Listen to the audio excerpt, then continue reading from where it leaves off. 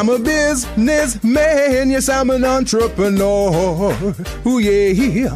I'm a businessman, yes, I'm an entrepreneur. Ooh, yeah. I'm a businessman, yes, I'm an entrepreneur. I'm a businessman, yes, I'm an entrepreneur. Ooh, yeah. Crystal Mitchell, do you have my business plan? Just review the pages of my marketing plan. And good afternoon, and welcome to the Business Zone. It is September, what is it, the 15th? September the 15th, yes. And we are happy to be here. My co-host is here. Finally back. Yeah, he's finally back. He's been missing in action, but we welcome him back. That's right, so that's right. Tell us what you've been doing, Oh, Mr. man, Buchanan. Crystal, I've been all over the place. I've been in Vegas. Okay. And we taught a 2-day communication workshop in Vegas for the Nevada Contractors Association. That was phenomenal.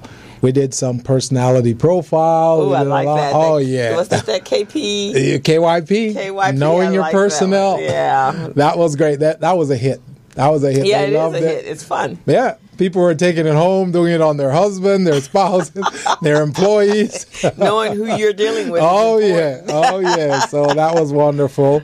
And then I was in Northern California also. Okay. Yes, so we did the California Hispanic Chambers of Commerce. We did their convention. So that was good, and I was on the Hispanic Shark Tank. Tell us about that. What was that like? That was amazing. That was amazing. We had about 250 people in the room, and there were 3 sharks on the stage. Okay. So, I pitched my product, and,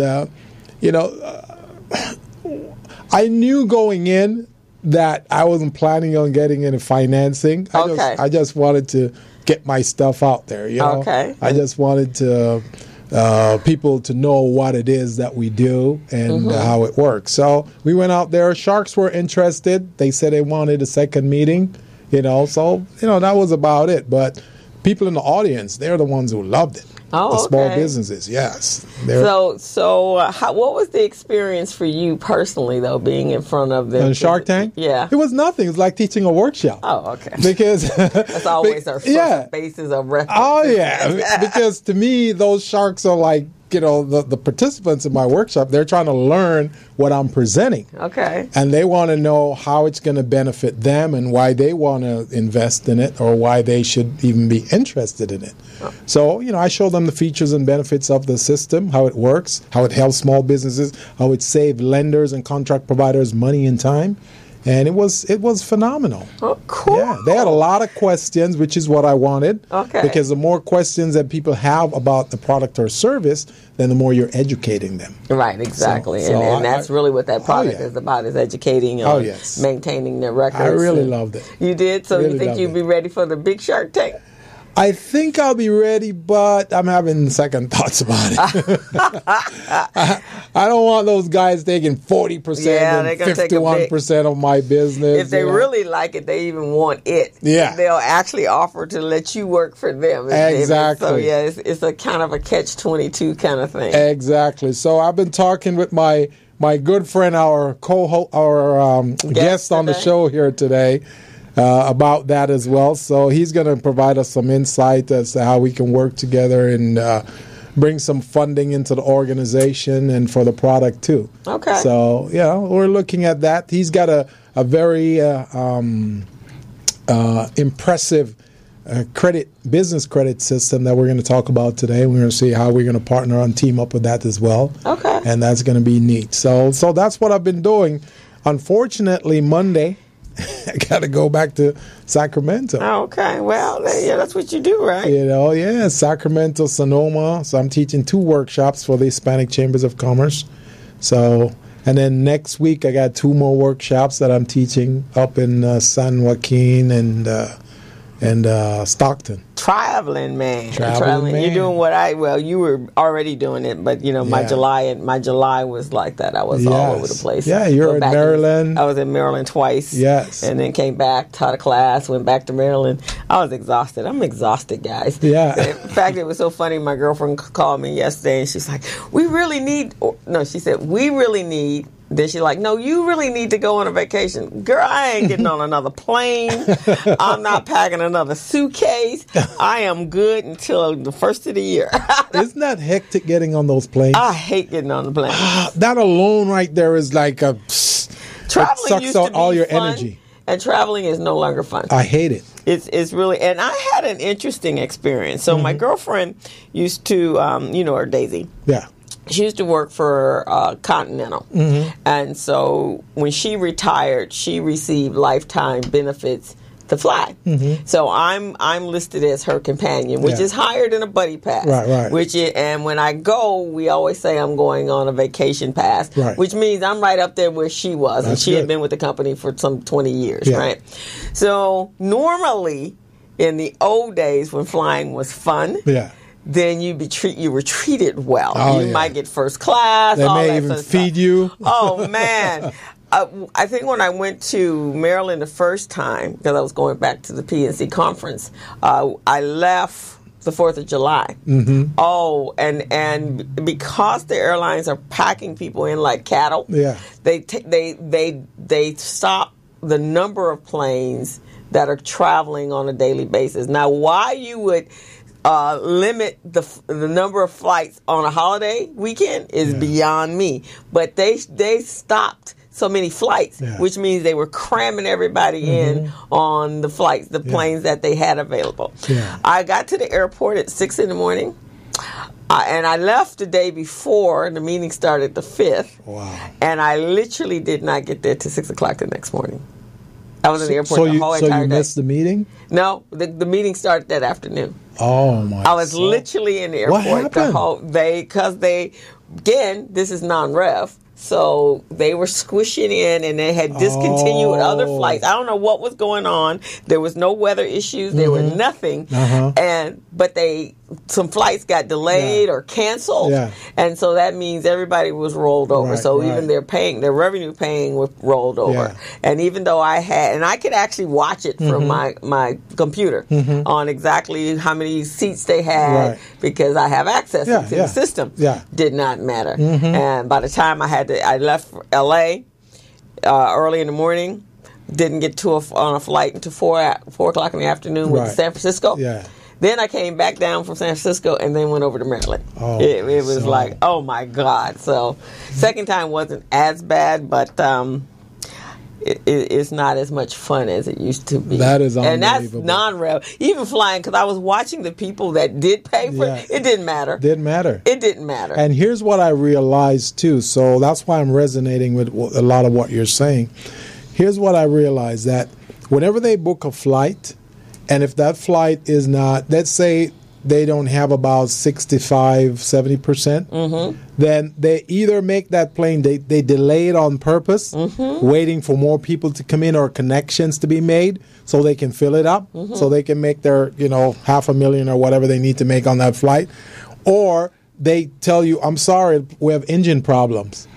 That's what they've done. They've done that with me so many times at JetBlue. So many times. Wow. Nothing is wrong with the plane. Right. Because when I get on there, I got to do my interview. And maybe that's what was going on. Because I could see that you're online. You are connected. Yes. Even if you're in the airport, you are connected to everything. Yes. So if there's storms or there's shut down. What I'm talking about. But in July, everybody should have been eating July 4th, everybody should have been somewhere eating barbecue. That's what I'm talking about. And it was just amazing. So, I think that, and it doesn't even matter what nationality you are. It doesn't matter. It doesn't matter.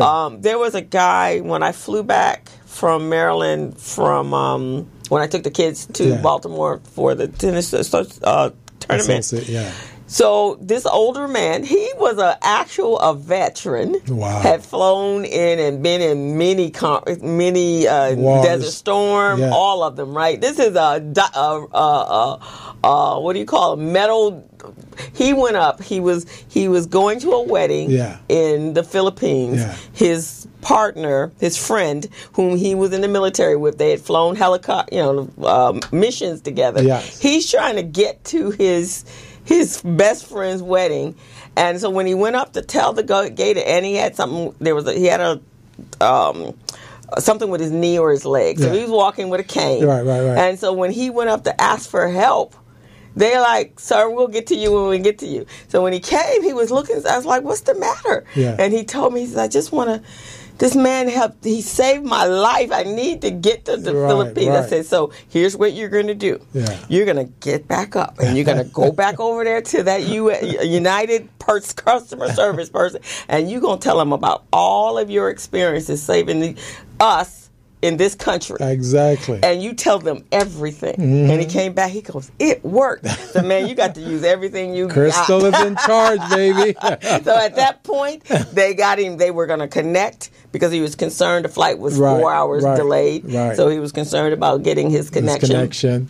And when we got to L.A., so we're getting off the plane, and you know how people, when it's time to disembark, everybody just falls. Everybody wants to get out there. So the flight attendant had made an announcement. There's a couple people that need to get to international flights, so we need to let them off first. Mm-hmm. And so people were jumping in front of him, and I was like, so this guy sitting next to me, he looked at me, and I'm going, I can't believe this.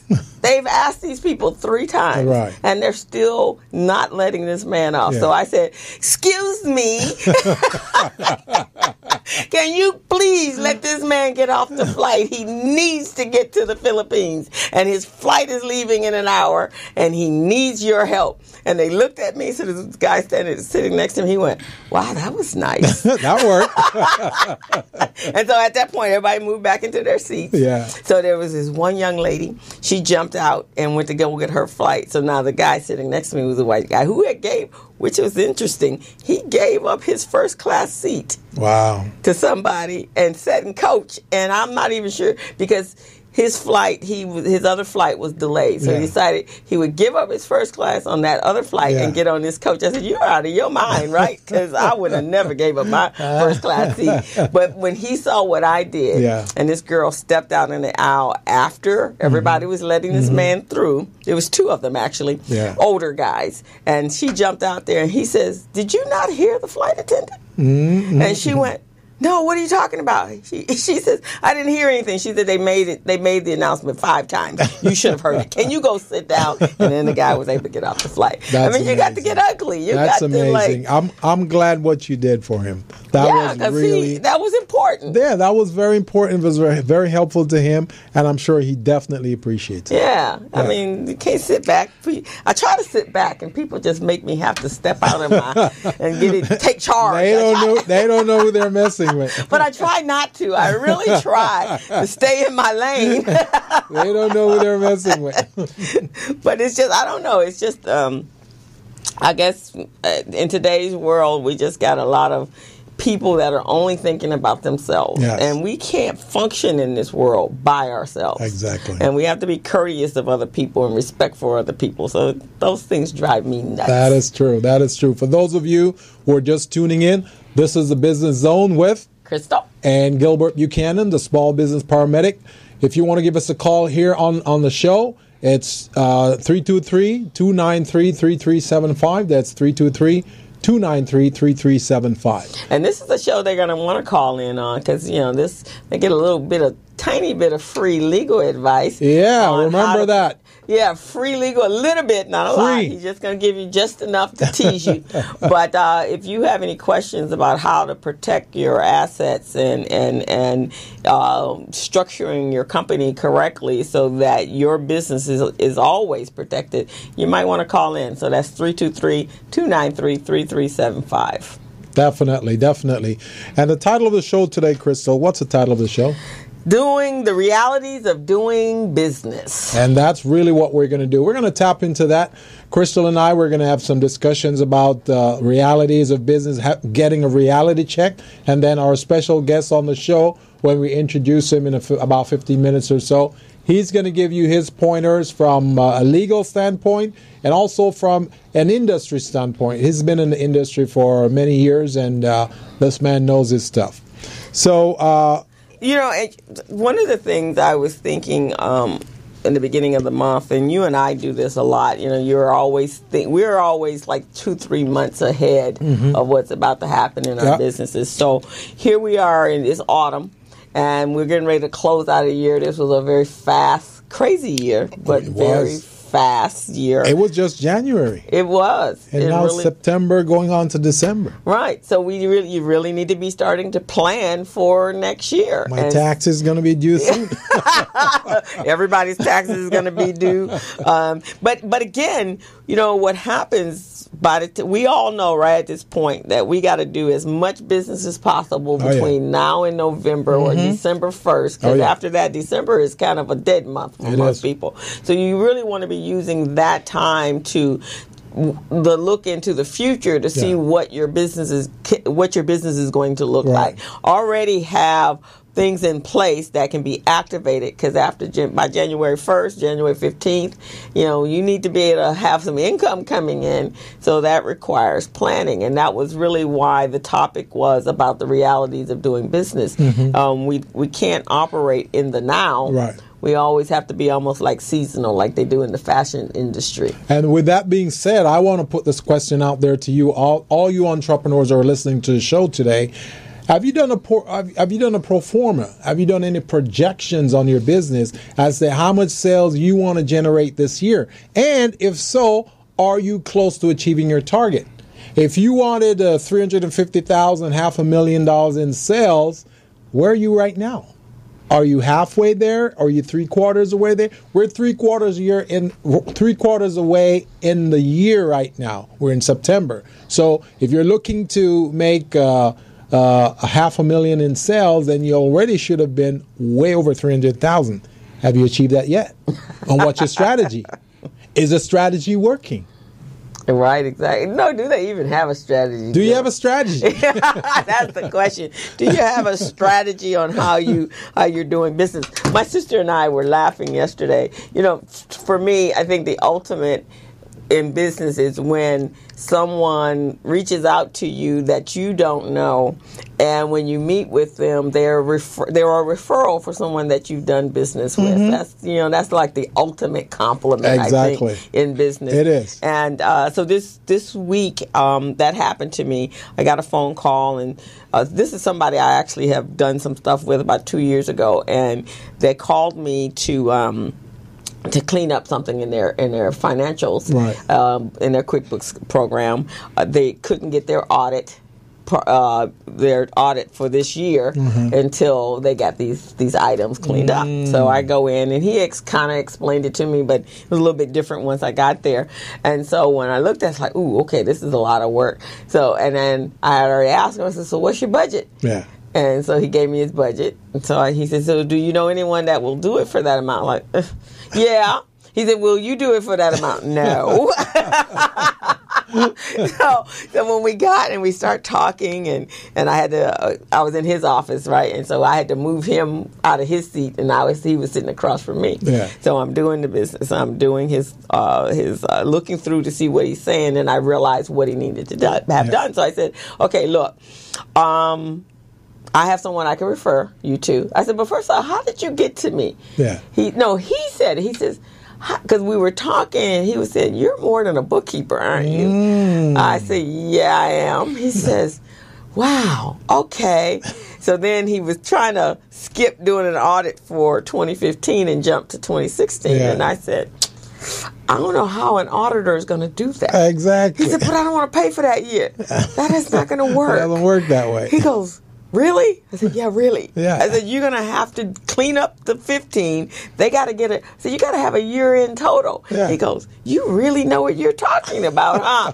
I said, yeah. He says, and they told me that when I called around about you. I said, oh, you called? He said, yeah, I called around and asked people, had they done any business with you? And he says, you come highly recommended. He said, so you wouldn't do it for that price, huh? No, wouldn't. It's like trying to go somewhere in your car, right? You got 4 flats on the tire. You fixed 3, and the 4th one is left, but you're still trying to get on your journey, even though that flat didn't fix. Right, exactly. It's crazy. That's one of the things we talked about is, okay, now, once we get this fixed, there's some things that I'm seeing in your chart of accounts. They're 30 pages long. Yeah. We need to condense that. Yeah. And I said, I understand you're really attached to this chart of account. I said, but why don't we do this? Why don't we sit down after the first of the year and really explain to me why it's like it is, and then let's see if we can streamline. Exactly. And so he was like, you're the only, he says, everybody's been, my accountant, he said, but you're the only one that explained it to me. I said, this is ridiculous. You run bookkeepers away because you can't do business like this, and man. The strange thing about that, Crystal, is many business owners, they don't understand that because the financial piece, that's not their strong suit. They don't really care about that. So they figure if they get a bookkeeper, a CPA, or an accountant to handle that, and then that person give them some advice, and they take that as gospel. That's what they're running with. Right. So he's probably been running with that for years, that approach, for years. Yeah. And now he's coming to someone who knows what they're doing, and he thinks that will still work. It doesn't work. No, it doesn't work. And I told him, but where he wants to go, because we kind of talked about what's the future.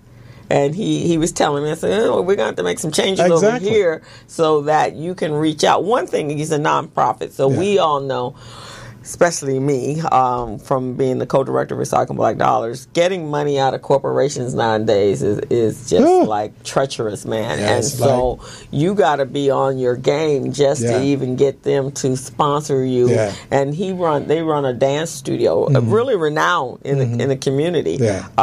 And the arts have to run on sponsorship and and donations and so forth. And so we got to get this so this is more streamlined so you can spend more time identifying new pots of money. Yeah. Because the old pots, the relationships, they change. That's one of the things we're going through right now is all of our relationships that we've had for the last 10, 15, 25 years, they're retiring. Yeah. And now everything is automated, which was purposefully so that you don't have a relationship.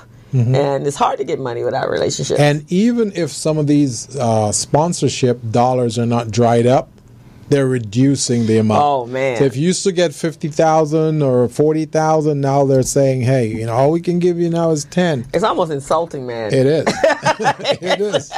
It is. It's insulting. I have to bite my tongue on a regular basis. Oh, yes. Oh, yes. That's an insult to us. You want us to continue to do the programs and services for these people in the community, but you want us to do it with next to nothing. Right. There's just no way. And that's part of the reason why, as nonprofits, we're going to have to start looking at more creative ways of generating revenues, but at the same time, we got to get the IRS to recognize and understand that these creative ways are necessary, because they've got a block on what type of ways you can generate revenues. Yeah. You see what I mean? And if you're trying to be too creative, they're going, that's not how you do this. We're going to slap you with a fine. Well, there is a new structure, social enterprise. In fact, a lot of the universities actually, it's now a college course, and that social enterprise is nonprofit and for-profit together. Hoping that the premise behind it is that the for-profit can generate funds and revenue, sustain the nonprofit portion. The nonprofit, but at the same time, they're still open. The nonprofit can still solicit funds and donations and contributions, but they have that. So it's like Homeboys, bakery. They're one. Kaiser Permanente is a nonprofit that operates like a social enterprise. What is it? Out of the Closet. Out of the Closet. Because Out of the Closet has never used funding from anybody. They have been completely self-funded based upon their... They do fundraisers, right? They do fundraisers and events, but that retail where you donate and then sell, that's how they've been funding. Now, they get money for AIDS and things like that, but for that community, they purposely did that. They didn't want anyone to control it. They didn't want the government to control it. And that's probably how we're going to have to start looking at RBD as a social enterprise.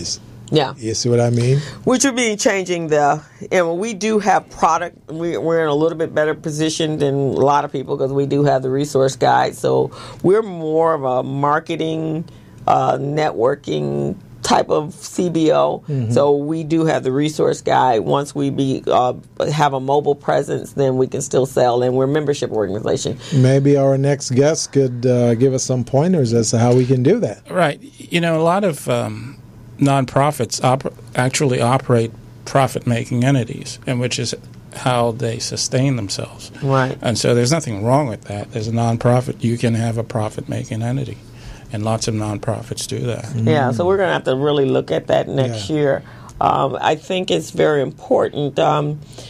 The community-based organizations, and I'm going to give you an example of one that really got hit hard, was the Los Angeles Urban League. And, you know, the Urban League has been in the community for 96 years here in Los Angeles. And they had contracts and so forth, but, you know, there was some internal stuff that took place. And so they've been put in for the last 5-6 years. They've been in a crunch from a financial standpoint. So eventually they had to sell their building in order to get funding for that. And they're really literally almost starting all over again. And it's important that we not let, in the African American communities, that we not let our CBOs, our community-based organizations, disappear. Right. Especially during the times that we're operating in now. Especially one with such a historical footprint like the Urban League. Right, because there is no one in this city that cannot say at some point in their when they first started out working, that they had not gone to the Urban League to be helped. I mean, I first went there, and I think I took a typing class there, just to shore up your skill set. So their job programs have already been there. My uncle, who is still in business and still working, he taught, and they started the LEAP program, which was the program to make sure that those contractors or apprentices could pass the construction test. And so he's 85 years old. He's still doing that, but he did that under the leadership of John Mack.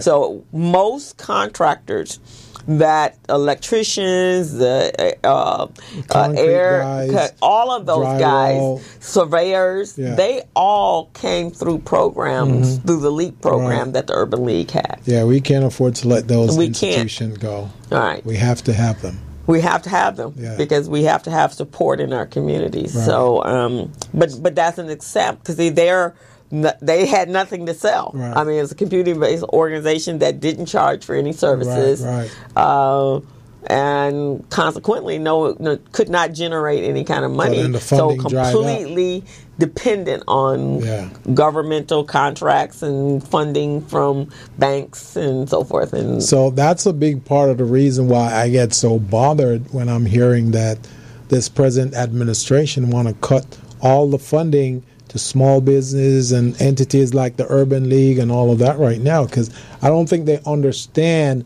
the value that those types of funding bring to the communities. Well, I think the current administration, they don't care, because most of them were born with that silver spoon, and they've never had to take advantage of any social services or know that they even existed.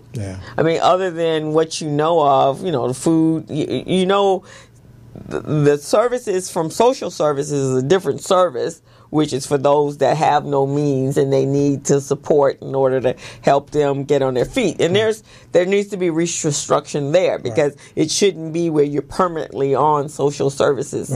You should be there should be job training programs and programs like what we do at Mount SAC to help you gain a momentum, skills and expertise, so you can graduate from those programs, and get back into the system, but those programs that are set there for small businesses are vitally important to those businesses. The SBA, SCORE. I mean, where else do you go to get that information? So, but they didn't have that. They, they were coming into a business that was already established by their parents, and it's a legacy thing.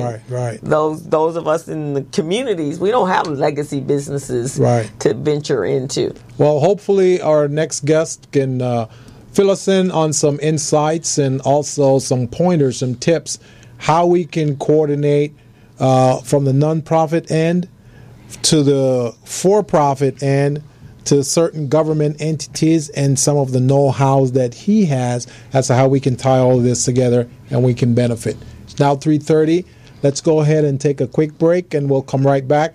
You're on the Business Zone with Crystal and Gilbert Buchanan, the small business paramedic. Take a break. Okay. Hello, meet Larry. Larry is a general contractor. Larry is very good at his craft, but Larry has a very tough time managing his paperwork because he is busy taking care of his clients' needs. Larry just cannot find his important business documents when needed. Larry is also being passed over for bid opportunities from prime contractors because he is perceived as not ready. He doesn't know where his business license, certifications, insurance, and other key corporate documents are located most of the time. Lucy owns an auto body and collision repair shop and has been using a business management and procurement assistance program called Small Biz Pro to keep her business organized, business ready, contract ready, and bank loan ready. Small Biz Pro is a 3-in-1 cloud-based business management, procurement, and market research assistance system designed to help businesses become business ready, contract ready, and bank loan ready. It also provides back-office operation solutions for small businesses. Lucy is able to stay ahead of her competitors because she uses Small Biz Pro to manage her business daily. Lucy just clicks on Small Biz Pro from her tablet, mobile phone, laptop, or any internet-accessible device for data retrieval, and she's got it. Lucy introduces Larry to Small Biz Pro, and now Larry is more organized and can now find all of his documents and new bid opportunities in seconds. Larry now saves $120 in labor costs for each missing or misplaced document. Just simply go to your web browser and log into smallbizpro.net and register today for a limited 30-day free trial offer. Services start as low as $1 per day. Let's put the competition out of business. Small Biz Pro. If you stay ready, you don't need to get ready. Register now at smallbizpro.net and begin saving money.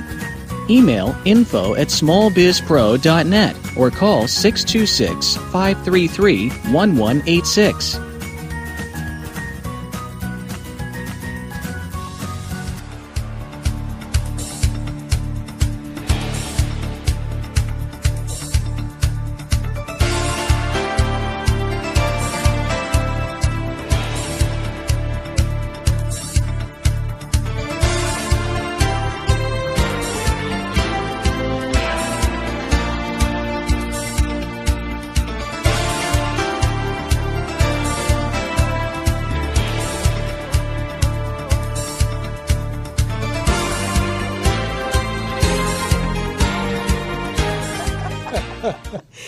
And we're back on the Business Zone. This is Small Business Paramedic along with Crystal Mitchell. And we've got a fantastic guest on our show today. For you, those of you small business who really needed some legal advice on setting up your structure, setting up your holdings, today is going to be your day. You're going to have a special person here who is going to walk you guys down the certain process. So, Crystal, who do we have in the studio? We have Mr. Rubert Francisco, who says he's Gilbert Buchanan. He doesn't quite look like you, but okay. A.K.A. Gilbert Buchanan. And he's the president of J.E. Holdings, Inc., one of the leading U.S. asset protection firms. His expertise also includes tax liability mitigation, abatement, corporate formation, and wealth strategy matters as it relates to asset protection. He was recently named in Cambridge as the Who's Who of Distinguished Individuals. We should be really honored today. I know. In 2011 and 12, and Who's Who in Black Los Angeles in 2009 and 2012 under the category of entrepreneur. He's also a Who's Who in Culver City. He's a member of the UCLA Black Alumni Association, UCLA Law Alumni Association, and the chairman and Culver City annual MLK celebration. I didn't know they had one. They've had one for years. I'm no longer the chairman. I left that position about 2-3 years ago. But yeah, they've had one for probably about 16 years now. Really? Wow. Yeah. I never knew that. Wow. See, that's a lot of things we don't know about this distinguished gentleman. Because usually you have MLK and they do the one up and down Crenshaw. Did they have a celebration and the media didn't come, or they didn't? What's up with that? They have one every year, it's unfortunately, they don't get a lot of press coverage, but they do a very good job each year. The problem is they haven't been expanding it, and anything, if you've been doing it a long time, you have to bring change. You have to change it up so that you'll attract more people, more publicity, and you'll put on a more significant event, and that's anything in life. Wow, because I'm the co-director of Recycling Black Dollars. I think I should have known about that one. been that way for like 10 years. Wow, okay. They kind of dropped you out of the loop there. I have never heard of it. In fact, I'm going to refer a young man that's has a new paper in the Los Angeles area, and he's always looking for content. His name is Jason Lewis, and he's written an article on me and Recycling Black Dollars and the BusinessZone, and he just did an incredible article about the gentrification in this community. Yeah. And so maybe we'll send him over there. Good. We'll get some information. So, welcome to the show, Rupert. Welcome to the show, Mr. Francisco. Ladies and gentlemen, the distinguished Rubert Francisco. So tell us, that was just something off of your website. So tell us a little bit more about you, and because that was just a piece of paper. Sure. So let me offer this disclaimer up front. I no longer practice law, so I can't give legal advice. Okay, that's cool. But that turns out to be very good for what I do, which is asset protection. Okay. First, a little bit about my background. Grew up in New York, Brooklyn, New York. Moved out here after my sophomore year at the University of Hartford in Connecticut. Oh, okay. So, it's the old story, go west, young man. Gold out there in those hills. So I came to L.A. actually for a visit, and I ended up staying didn't get back to New York for about 10 years. I did too. But so I got in L.A., it was February, and of course, in New York, it had been snowing, and I got on the plane with my big old New York overcoat, and I get off the plane here, and my jaw literally dropped, of course, because, oh my God, it's February, and these people are walking around in shorts and T-shirts. Couldn't believe it. So that weekend it was 10 years the next time I got back to L.A. This is from one weekend. Okay. So anyway, I ended up finishing up my undergrad at at UC Riverside. Mm-hmm. After that, I was a California State Assembly fellow, so I worked in the legislature for a year. But just before my fellowship, I was an intern in Lieutenant Governor Mervyn Dimley's office. Okay. And while I was there, I authored the first study that predicted that California would be a predominantly minority population in the future. Oh, really? Do you still have that study? I love to see it. It's there. Now, obviously that wasn't my idea. I was 20 years old. I wasn't thinking about that. Yeah. So it was Lieutenant Governor Mervyn Dimley's idea, and he was thinking about those things, and he assigned that task to me, and I ended up doing that. After, by the way, while I was a California State Assembly fellow, which is a great program, by the way, for any undergrad who wants to do something else before he goes to the next level. Mm-hmm. The California State Assembly Fellowship Program was traditionally one of the mechanisms for obtaining employment in the legislature.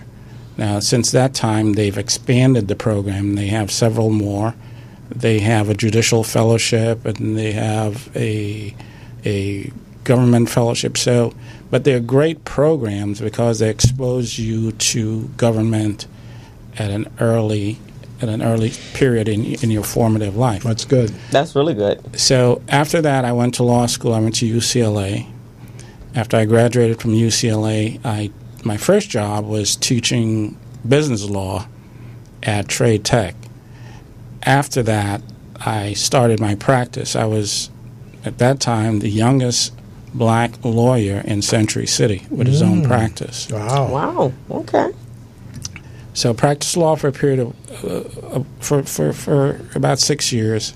Since that time, I have been an entrepreneur. I have 7 companies, and they all do different things. But my primary company, and the thing that I do the most on a day-to-day basis, is asset protection. And we do that at JE Holdings LLC. Right. So let me explain. So I'm going to talk about asset protection, and then I'm going to finish up with a discussion about corporate credit. Okay. Because I think these are two areas that most business people are unaware, have no familiarity with, and it's the old story. It's what you don't know that's going to hurt you. Okay. So very simply, first of all, JE Holdings LLC is the only black asset protection company in the country. Wow. And we've been doing this for 22 years. I did not know that. Most of the time, most people have never had a discussion with anyone about asset protection, especially in the black community. Right. So what asset protection is, really, fundamentally, it's just insurance. Now, we all agree that insurance is a very good idea, right? So we all have insurance. We all have auto, home, health, disability. Right. Insurance is an excellent idea. And the reason that we have insurance is that in case of a catastrophe, some unanticipated event happens, it doesn't wipe us out financially. Right. So we all agree that's a good thing. However, there is no insurance policy that anybody sells that will protect you from a lawsuit judgment. Okay? Oh. So you can see examples of this right now, how a person without asset protection has been ruined financially. So let's look at Suge Knight. Yeah. Why is he out of business? There's a lawsuit judgment. You look at 50 cents. He's in bankruptcy court as a result of lawsuit judgment. And you can go down the line.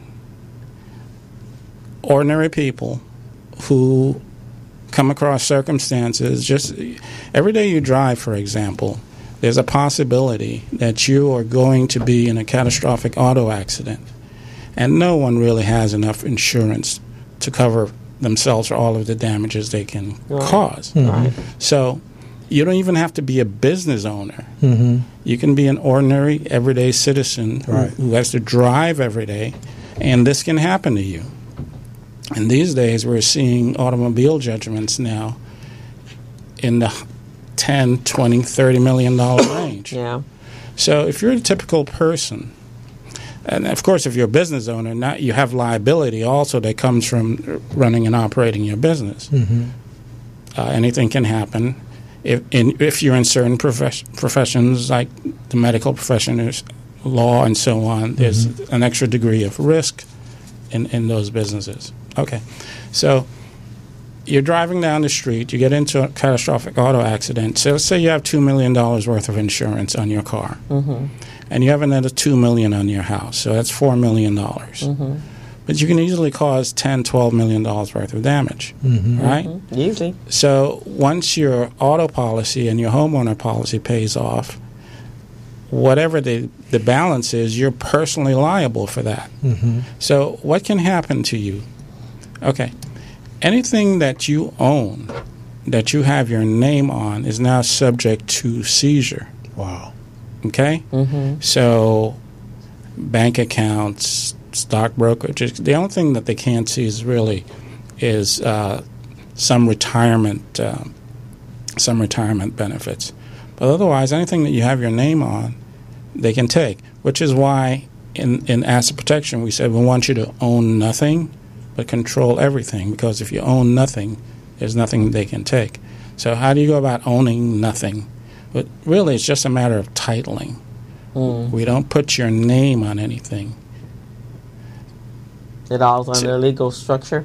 Absolutely. So typically people want to be able to brag that they've achieved some measure of success in life because they say, well, I have this, and I have that. I have the houses, I have the boats, I have the cars.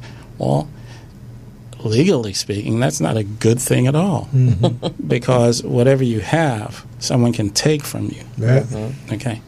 So here's how your business is at risk if you have one of these catastrophic auto accidents. Most people, and I'm going to talk about corporate formation shortly. Okay. So most people have the evidence of ownership of your entity, of your company. If you're an LLC, it's in the membership certificate. Mm-hmm. If you're a corporation, it's in the shares. Okay. So probably 99%, 95% of everyone has those documents in their name. Mm-hmm. Well, so remember I said anything that you have in your name is subject to seizure. Right. So if that happens to you, they can levy on your stock certificate, your membership certificate. So now you've just lost your business. Mm-hmm. Okay. Wow. From an auto accident. That's a wake-up call right there. Small businesses, are you listening? Entrepreneurs, are you listening? We're talking about how we're going to give you a reality check and give ourselves a reality check also. I'm nervous right now. I'm thinking about all my assets. But there's a solution. So how do you prevent this from happening to you? Well, what we do, because we're going to take all your assets out of your name, we have to put it somewhere. These assets have to be owned by something. Mm-hmm. So we take the title from these various assets and we put them in the name of different structures. Different structures own them, whether they're corporations, LLCs, different kinds of trusts. And by the way, when someone says the word trust to you, that really doesn't mean anything because we design about 50 different kinds of trusts. So the word trust doesn't mean anything. And you have to look at the document itself to be able to determine what it's for and what it's designed to do. Okay. So, like as putting your assets in a family trust, if you put your home, your car, your whatever, your jewelry, whatever, under that trust, that's a formation that will protect you, right? No. What do you mean no? A living trust does not have asset protection benefits. Oh. A living trust has estate planning benefits, and that's what it was designed for. So when something happens to you, you don't have to go through the probate process. That's what a living trust or family trust does. Same thing. Okay. Doesn't have any asset protection benefits. So your house should not be in your name. First of all, nothing should be in your name. Let's start with that. Okay. That includes your house. Okay. Your house should be held either in an LLC or something called a qualified personal residence trust. Okay, that way if something catastrophic happens, someone breaks their neck, slips and falls on the property, the rest of your assets are not affected. Just what the entity owns, which will be an LLC or the qualified personal residence trust. Your car should not be in your name. Your cars especially should not be in your name. Your car should be in an LLC. So whether it's leased or owned, then you can still put it in the trust? In the LLC. In the LLC. Okay. Now typically, you're going to run into if your car is paid off, if your vehicle is paid off, it's not a problem to have the title in an LLC. But generally, you're going to have problems if you have a lien holder. They're not going to want you to do that. Right. But we have some workaround solutions for that also. Okay. Okay. So let's talk about the home. If you need to get a home equity line of credit, but it's in this LLC, how does that work? Not a problem. You can move it in and out whenever you want. Okay. So the lender won't see that as a barrier? No, because if he does, you just quit claim it out of the LLC. Oh, it could be. You do the transaction, and when the transaction is finished, you quit claim it back into the LLC. Oh, really? Or the qualified person. Yeah. Oh, it's very simple. easy. Yeah. So the other thing too, if you have a house, you really should be familiar with what is called a land trust. And the best thing to do with a house before you put it in an entity is really to put it in a land trust. Land trust accomplishes a lot. And first of all, if someone is looking to find out if you own a piece of property or not, they're not going to find it. All they're going to find is the name of the land trust. Okay? Now, there are some issues with regard to transferring properties without triggering a reassessment from the county recorder. Exactly. I was going to ask that. with the use of the land trust, we have a workaround solution for that. Okay? That isn't available if you just transfer it directly into the LLC or some other kind of entity. So when you do the workaround, that doesn't trigger the county at all? Absolutely. That's the workaround. That's what the workaround is designed to do, yeah. So they're just operating, they don't even know what's going on back there? No, they don't. Wow. Now, okay, so you need to know what something called a family limited partnership is, because this is what's going to save your business if something catastrophic should happen to you. So we take the title to your business, so the stock certificate, the membership certificate, and we put it in what is called a family limited partnership. Family limited partnership, also known as an FLP, is an entity that's similar in nature to an LLC. That is, it has the charging order protection.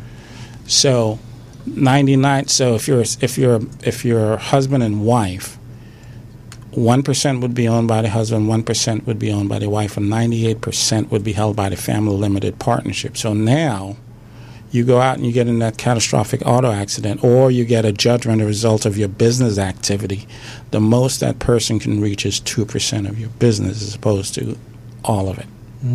Okay? Interesting. Yeah, that's some good points there. Again, the point is we don't want you to own anything. We want you to control everything, but not own anything. Right. Not own anything means we're taking titles out of your name. Okay? So there are solutions to all of these problems. The point is most people don't even know they have these problems. Right, exactly. But because they are under the impression that, they what you just said about the estate planning piece, someone comes to them and say, hey, you need a living trust, and that will protect you. That's what they say. And on the backside of that, you will avoid your probate, which is what most of them are concerned about. But the in-between part, they don't quite get that. And even when you hear it, because I would assume the one that we could use as a great example was O.J. Simpson. Because when they went to destroy him, the only thing they couldn't touch was his pension and whatever had to do with his NFL pension, right? That's correct. And that's what he's living off of now. But everything else seemed to be open season for him. Right. Sales of the books and everything else. So he should have had the rest of it, which you would think people that's making that kind of money would have that kind of protection. Yeah. But a lot of them don't, and that includes a lot of athletes, by the way. I run into a lot of athletes all the time, and I ask them two questions. One, has anyone had an asset protection discussion with you? And they say no. Has anyone talked to you about being offshore? And they say no. These are sophisticated kinds of concepts and issues and knowledge, and most of them, their advisors are not sophisticated enough to be able to have these discussions with them. So, by the way, we also do some very sophisticated offshore structuring at JE Holdings. So anyone that has a great amount of wealth, like your athletes and your entertainers, they need to be offshore. 2/3 of all the world's wealth is offshore. If you remember the presidential election with Mitt Romney a few years ago, you remember Mitt Romney had about $250 million offshore. So all the wealthiest people are offshore. Well, why is that? There's got to be a reason why they're all in the same place, right? Right. Okay. Being offshore allows you a great deal of privacy, first of all. In terms of investments, there are lots of opportunities that are available offshore that are not available here in the U.S. And more importantly, no one can go seize or levy on your accounts, your wealth, when they're offshore. Because U.S. judgments are no good offshore.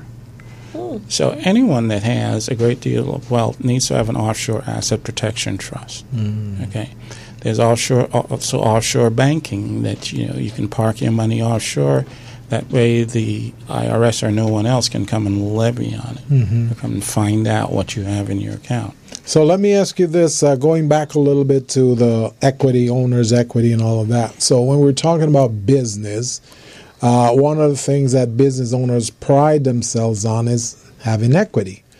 So, and assets. So how do we present that then as a business owner if you have it, say your business is in your LLC and then you have some of your other assets in trust?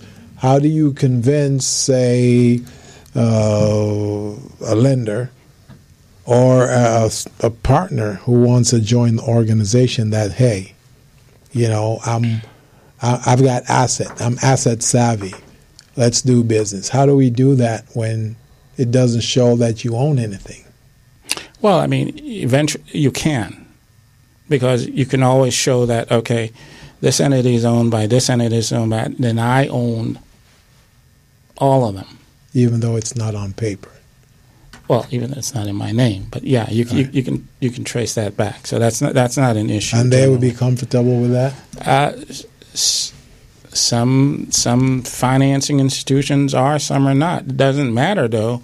What you should be concerned about is that you know that if anything happens, you're going to keep all that you have. Mm-hmm.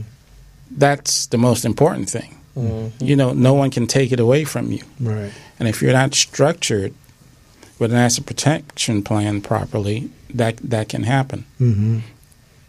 So let me also talk about corporate formation, because this is very, very important. You can't go to LegalZoom. You can't go to your accountant. By the way, accountants have ruined more business people than in the history of mankind. Every accountant has the same language. And the reason for that is, they went to accounting school many, many years ago when they taught, when business was pretty much all the same. So you're going to make something, you're going to sell something, you have to store it somewhere. Mm-hmm. So you're going to lose money your first 3 years. Mm-hmm. And if you're going to do that, then you have to set yourself up and you have to make an election to be taxed as an S corp. Mm-hmm. So that was good and true 30, 40, 50 years ago. Mm-hmm. That's no longer true today. But every accountant, and I see this all the time, you've got to be an S. You've got to be an S. Okay. Yeah, I've heard that so many times. The S stands for stupid. But you know what? That's interesting, though, because that is a big question that I get in all the classes I've taught. I've had CPAs come in, and that question's been asked: which one should I do? Should I do a S corp or C corp? And the universal answer is S. The S stands for stupid. There are some circumstances under which making the election to file as an S is valid and it'll work. But for most people, that isn't true. And it only ends up hurting you. Why does it hurt you? Because when you make the election to file as an S, you're being taxed at a personal tax rate, which are the worst tax rates they are. So you always want to be taxed as a corporation because those are the best rates they are. Right. Okay? That's the simplest I've ever heard it explained. That's why I'm taking it in right now. Now, here's the other thing. When you decide to establish a business, there's some very important legal questions that you have to entertain in order to determine the best form for you. Accountants don't know this. These are all legal considerations. So you have to know choice of venue. What state are you going to set up in? Right. Different states have different laws that with different levels of protection. You have to be concerned about taxes. What are the taxes in that state? Do they have any? You have to be concerned about officer protection. As a business owner, you have to be concerned about that. You want to know that you are set up in a state where there's little possibility that you're going to be sued as a business owner or as an officer. And with that being said, We're at the top of the hour. Let's go ahead and take a break. For those of you who are listening, I hope this is as intense to you as it is for us. We're learning so much about this, and that's why we were so excited about having our guests in the studios with us today. We have Mr. Rubert Francisco from JE Holdings, and he's here to educate us. I should say this again. JE Holdings LLC. So he's here to educate us today, and Crystal and I, we're going to take a quick break, and we'll be right back. Hello, meet Larry. Larry is a general contractor. Larry is very good at his craft, but Larry has a very tough time managing his paperwork because he is busy taking care of his clients' needs. Larry just cannot find his important business documents when needed. Larry is also being passed over for bid opportunities from prime contractors because he is perceived as not ready. He doesn't know where his business license, certifications, insurance, and other key corporate documents are located most of the time. Lucy owns an auto body and collision repair shop and has been using a business management and procurement assistance program called Small Biz Pro to keep her business organized, business ready, contract ready, and bank loan ready. Small Biz Pro is a 3-in-1 cloud-based business management, procurement, and market research assistance system designed to help businesses become business ready, contract ready, and bank loan ready. It also provides back-office operation solutions for small businesses. Lucy is able to stay ahead of her competitors because she uses Small Biz Pro to manage her business daily. Lucy just clicks on Small Biz Pro from her tablet, mobile phone, laptop, or any internet-accessible device for data retrieval, and she's got it. Lucy introduces Larry to Small Biz Pro, and now Larry is more organized and can now find all of his documents and new bid opportunities in seconds. Larry now saves $120 in labor costs for each missing or misplaced document. Just simply go to your web browser and log into smallbizpro.net and register today for a limited 30-day free trial offer. Services start as low as $1 per day. Let's put the competition out of business. Small Biz Pro. If you stay ready, you don't need to get ready.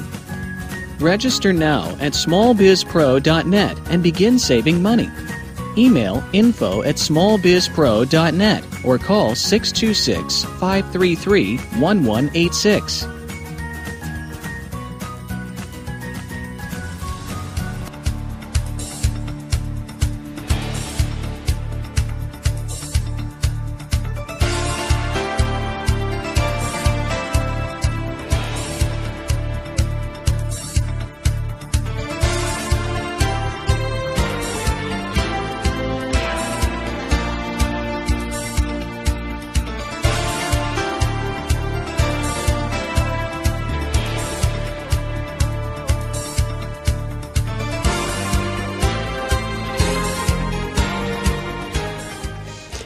So we're back on the Business Zone with Krista and Gilbert Buchanan, the small business paramedic, and our special guest, Mr. Rubert Francisco.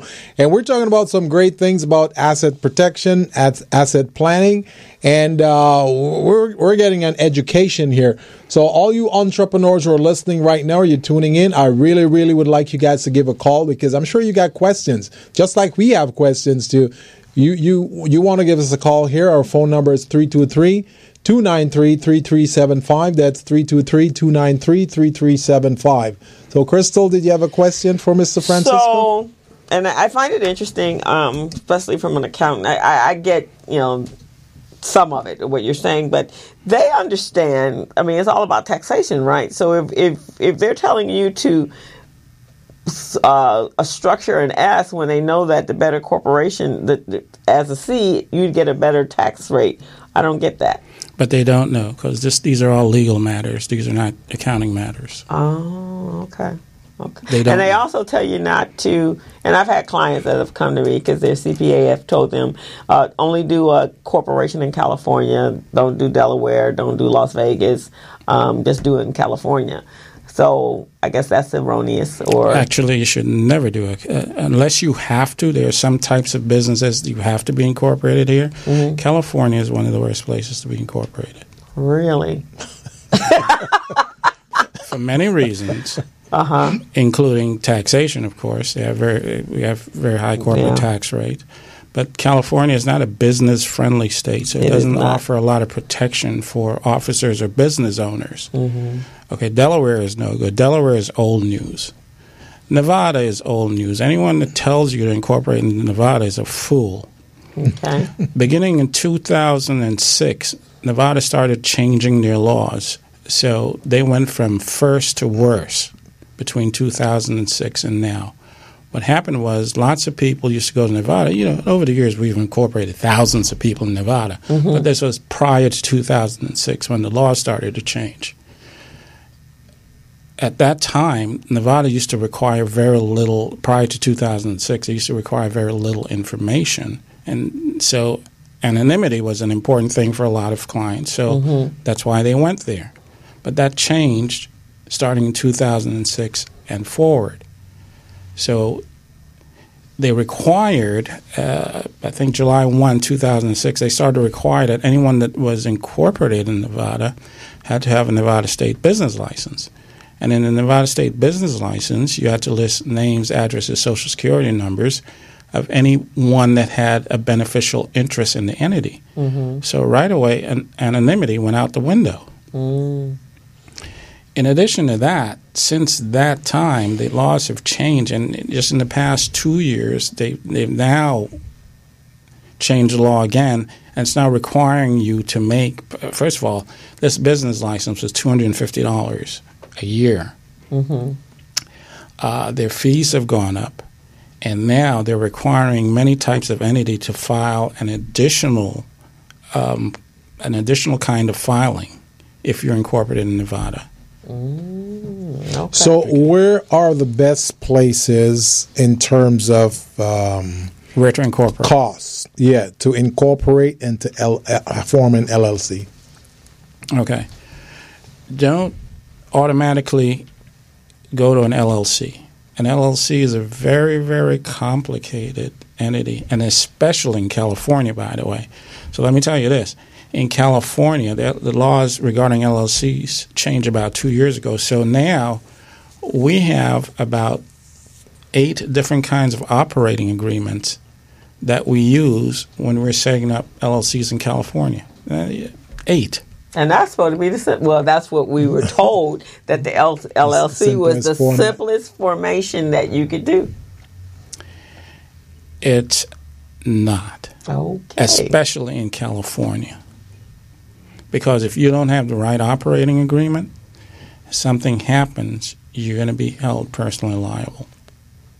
And that's the whole idea, is to prevent you from being personally liable. Absolutely. So depending on what you're doing, now if you're in an entertainment business, there are many states that have different kinds of benefits tax-wise for production companies who are making motion pictures and television. Probably the best state all around to incorporate in is Wyoming. Tell us why. Alaska is a good state. South Dakota. And a lot of it's because these states have rules that has rules that have to do with the charging order, what is called foreclosure of a charging order. So if you're in California, and most states allow foreclosure of a charging order, that means the reason why people like LLCs were designed with asset protection benefits in mind. Okay. C corporations were designed for tax benefits. Okay.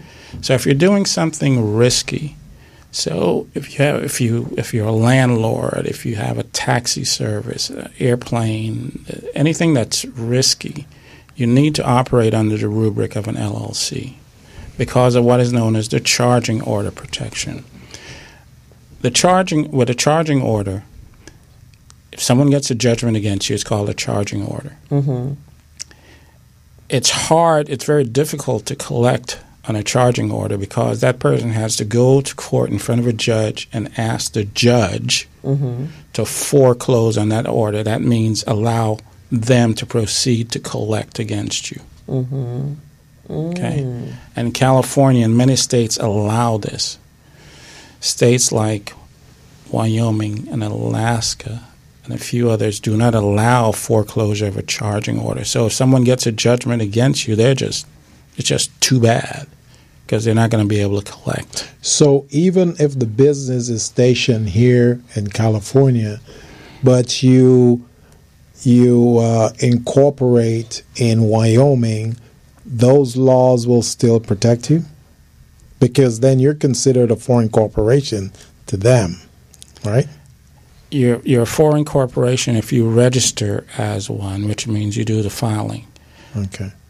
You don't have to do that. Mm-hmm. If you maintain what is known as a corporate presence in the state Right. where you're incorporated, then the issue becomes murky. It's not very clear then, so you have a fighting shot at being able to avoid California taxes as well as California law. It's always a difficult proposition because California will just not let you. Yeah. They won't let you, and that's the part I'm coming to right now, because when we do certifications for small businesses, they want, if you're not incorporated here, or if your LLC is not here, then you're considered a foreign corporation. So now you have to fill out those foreign corporation paperwork in order to satisfy that for your certification. Right. So how does that work for the small business owner who doesn't know those things? Well, if you're going to be playing in that space where you're going after these contracts and so on, and the rules are the rules, you have to file. You have to file. But what happens is if there is a problem and you are incorporated somewhere else, you have a fighting chance of maintaining officer protection based on the laws in your home state. Okay. Now let me ask. So let's say, based upon the certification, is there some other protection for an officer, for the officers of a corporation, if you are incorporated here in California? Well, California doesn't have as much protection as they do in other states. Okay. Wyoming is pretty much by the way, Delaware is old news also. People are always talking about Delaware. Delaware is old news. And Nevada. Well, it had a very short. I do think in the past, over the years, I've worked with companies that they had Delaware. Yeah. Vegas, Nevada was really the most popular one that everyone had for a long time. I have a friend that actually has. They've always done their incorporations there in Las Vegas. Just out of curiosity, we know here in California you got to pay $800 to the state if you're registering as a C Corp or an S Corp or an LLC. In Wyoming, how much is the fee for that to file as a corporation? Do you know? Well, Wyoming has no state corporation taxes, first of all. Really? No taxes. But what about the filing fee? Filing fees are very, very low. Filing fees are about $100. Really? And then the renewals are about $50 a year. Yeah. Interesting. But that's not the reason to go there. The reason to go there is all the protection that they get. I know. I'm thinking protect, but when I think protection, I'm thinking all around. I'm thinking 360 because I'm looking at certifications. I'm looking at the operations side. I'm looking at everything. Yeah. The big thing is, by the way, the other reason why you don't want to go to LegalZoom or your accountant is because this issue of protection that varies from state to state, you need to know that. Right. And if this isn't what you do for a living, you're not going to know that. Right. For example, you're not going to know that Wyoming has certain types of structures that nobody else has. Right. Which are all beneficial to a business owner. Nobody else has them. Yeah. Right. But as an attorney, if your client, you know that they filed in whatever state, Las Vegas, but you would be reaching back to your clients and letting them know we need to revisit your structure if the laws are changing in a state that they've actually they've received their corporation in or their structure in. Well, you always want to do that, especially if they're in Nevada. Nevada is they need to be out of Nevada right now, because by the way, if you don't have this Nevada state business license, there's an argument that that you're not really incorporated. So if something happens, you're going to be held personally liable. Okay. Okay, so this brings up a good point. So let's say someone like me who wants to do business in Nevada. So my incorporation is done in Wyoming. Nevada is going to view me as a foreign corporation, so therefore I'm going to have to fill out that foreign corporation paperwork and pay that fee.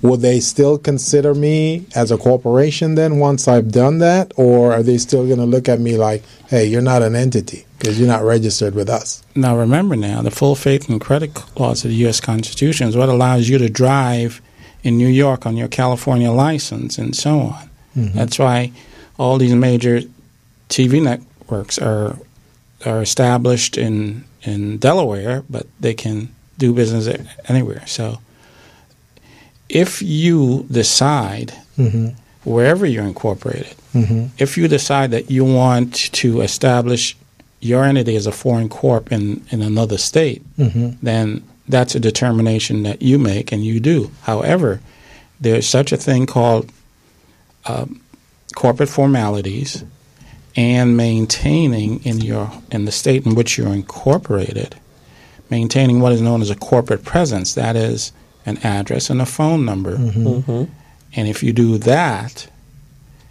then you don't have to register as a foreign corp in another state.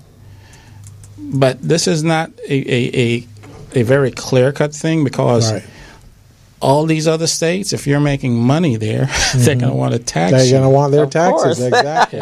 And they're going to want you to have a business license as well. Right. So this is a fight that you'll have on a case-by-case basis. Right.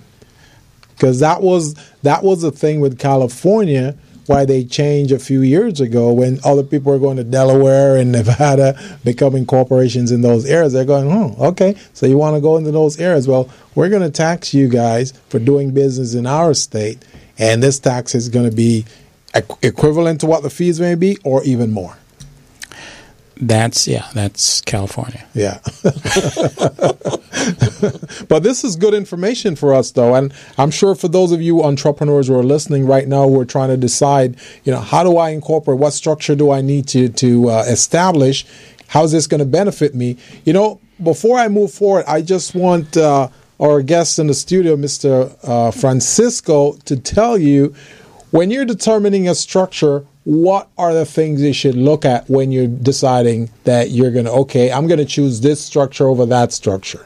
So could you tell the audience a little bit, what are some of the things they should be thinking about? Because when I think of these things, I'm thinking about liability, I'm thinking of taxation, I'm thinking of benefit. So, and do the particular industry you're in have any bearing on which structure that you should? Absolutely. So there are lots of considerations that go into making a determination of where you're going to be established as an entity. Right.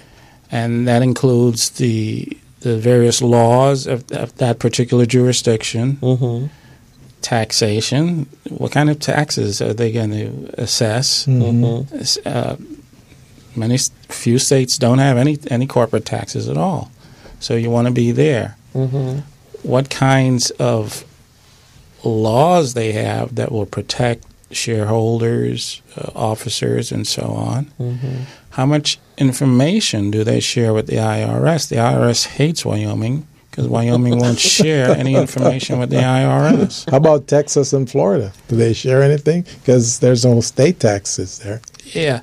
Wyoming and Alaska and South Dakota are pretty much the best places, depending on what you want to do. Now, if you're in the entertainment business and you're doing film production, then you want to do those in states that offer a lot of film credits and tax credits. So Crystal and I are in professional services, so would we be protected under the Wyoming law as well? Absolutely. Okay. That's good to know. Yeah. Now, and I mentioned this before we went to commercial break. The new industry coming to California is the cannabis industry, and primarily for the benefit of taxes. because they're going to use those proceeds for homelessness and job creation. So they would be a bit limited on when they start to structure their businesses, right? Yeah, for some kinds of businesses, you have to be. California requires that you have to be incorporated here. So if you're doing real estate, if you're practicing law, if you're practicing medicine, and now cannabis, they're going to require that you're incorporated here. Okay. So there's no getting around it. Okay. What about so if you're not, let's say if you're in a support business, a third-party business of the cannabis industry, that taxation would be different, I would assume. I mean, if like Gilbert and I were providing corporate compliance services to entities and training to those entities, we're not directly in the industry. We're just going to be supporting that industry. Yeah, as long as California doesn't require you to be incorporated here, then you don't need to be. Okay. Because even with professionals, obviously real estate agents, doctors, and lawyers. I mean, even then, and I think I've had this conversation before. Having a corporation, a C corp, is probably best suited for your industry. Based upon that industry, right? I mean, you shouldn't be operating as a sole proprietor in any entity. Well, you should never do that anyway. Right. Actually, in terms of structuring, if you're an LLC, because you have to be, because you're doing something that has a lot of risk in it. Right. So now you have asset protection benefits, right? But if you're making a lot of money, you also want tax benefits. So the ideal thing to do is to have your LLC that's owned by your C Corp, and now all the monies that you make in the LLC passes through, because remember, LLCs have passed through taxation. Well, I mean, they don't have to be. They can also make an election to be taxed as a corporation. But in California, that's problematic because you may lose some of your asset protection benefits. See, that's why LLCs are very, very complicated structures, especially in California. Did you know that? Oh yeah. Oh, okay. Oh yeah. So if your LLC is owned by your C corp, now you have the best of both worlds. So you have asset protection benefits and tax benefits. Okay. But most people don't know this, and they never do this. So but then you have to make that determination that you want your LLC to be a pass through, though, up front. Well, yeah. So your LLC can also be taxed as a corporation, right? But then you lose some of the benefits of the charging order. So that's it. So they really do need to have a conversation with an attorney. Oh yeah. Before they make those decisions. We definitely need to bring him in front of this committee so we can. So the other thing about LLCs is if you are a sole member LLC, so it's just you. Yeah. Lots of times you're going to lose the charging order protection. Because it's just a solo person. It's just you. Yeah. Oh, which is why you'd be doing that, though, right? So you really need to have two members. Two members. So good question. Good point. So now, how do you bring in a second person who you may want to have as a silent partner? How do you do that? Well, see, it doesn't matter if you're a single member LLC. It doesn't matter if you're in Wyoming, because Wyoming allows that. Right. And other states allow that. Okay. So that won't be a disadvantage to you, but it is a disadvantage in California. Okay. Not a problem. Just put someone else, a relative, someone you trust. Yeah. You put them on there as a minority. Okay, so they could be like a 49%er. You're the 51%er because you're going to make the decisions. You're going to sign the documents. Yeah, they can be a lot less than 49. Yeah. Make them maybe a 10, 20, 15%. But single-member LLCs don't work in California. because you won't get the protection. Oh, wow. Did you know that, Crystal? No, I did not know that. Yeah, that's And good. I don't. And in fact, as I said, I've had many people come in when I've done like small business clinics, and I've had attorneys come in to actually talk about that entity and or CPAs, and that has never been discussed Right. in any. I mean, because we're having them. You know, if they're writing their business plan, they got to decide Right. on, and most of them have no clue. Right. So I usually bring in an expert. Yeah. And no, that has never been part of that. And just like conversation. Rupert said, if those guys are CPAs, they're not attorneys, so they probably don't Yeah, know. CPAs won't know this. Most attorneys don't know this. Right. But it's because your focus and your specialty is It's on asset protection. protection. Absolutely. So let me ask this question, because, I'm always doing forensics and digging and trying to find out things. So let's say there's an existing LLC right now, is a sole owner LLC, and he just is listening to the show, and he hears that, and he's going, wow, I thought I was protected, but now I'm not because I'm a sole owner. What if I want to go ahead and register in Wyoming as an LLC? Can he go ahead and do that and now receives the protection that he wanted? Absolutely. And also, he gets to keep his original incorporation date, and that's important for corporate credit. Okay. Yes, and we definitely need to talk about the corporate credit, because a lot of corporations, that's another area. I mean, this whole area here for business owners and small business owners that I interact with, small business owners that you interact, Right. they don't have a clue about any of this. Exactly. They just open up that door, put that signal out. And they'll go out, just like you said, they'll go to LegalZoom just because they know they're supposed to have something, and they'll feel better protected with something. Yeah. Even when they go to do their taxes, they're not really getting the advice that they should be getting in when they're even doing their taxes. But I tell you, the reason a lot of these small businesses are not doing the C Corp and they're doing S Corp or LLC is because the burden of the paperwork. When you're a C Corp, you got to do your board of directors meeting minutes. When you first get it, you got to do that first board of directors meeting minutes. Got to do that resolution. You got to do the shareholders agreement, the stock certificates, and all of that. That right there is the reason why they shy away. Well, look, these are called corporate formalities, okay? Right. You have to do them if even with an LLC, your operating agreement. It's very important, right, that you have the right kind of operating agreement, and it has the right provisions in there to accomplish whatever it is you want to do. And that's why you can't go to LegalZoom. Look, if you go to any attorney's office, you can pay anywhere from $1,500 to $3,000 to incorporate. The reason for that is that they're not just trying to steal your money. They're not trying to overcharge you. The process of setting up a business takes time and effort. LegalZoom and your accountant, they're just filing services. All they're doing is getting you a name at the Secretary of State's office. After you get that name, there are a number of things that you have to do. And these are under the title of corporate formalities to be legally in business and have an entity that will protect you if something happens. They can't, LegalZoom can't do that because they don't charge you enough. It takes time and energy to do that. It takes about 4 hours.